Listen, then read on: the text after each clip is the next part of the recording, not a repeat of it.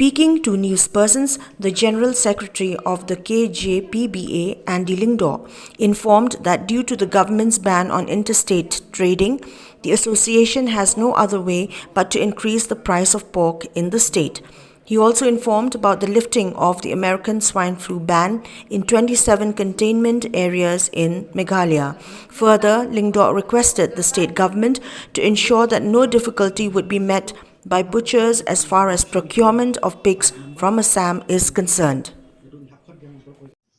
Mar aduk mentahi nimpat lai ka interstate iham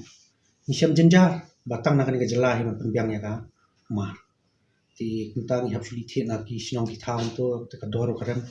ti nakaliang jungi la sap ka jingnam na ginom de do pli ba ki ong ban ni shu te nimban se bang ihap ra ka do te ngi kapat phiru ki ba nungdan kata ka jing knyum bang ipun ki mar ba ka jing sam jing e jungi kum ginong kayiru kalong ba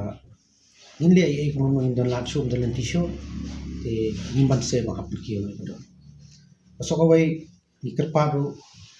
ya kana ya ka sarkar ba kapat khat lam no ingi ba mana kaliang ngalawan ki veterinary ngalawan kudu ya ki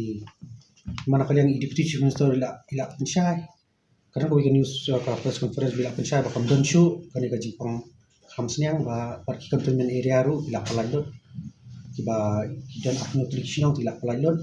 dengan nakaliang jungi ka sen kerpat ba nakaliang deputy chief minister ba in palai no akan testik knang ba ila wan yo bangin penyak yang kakam kecam je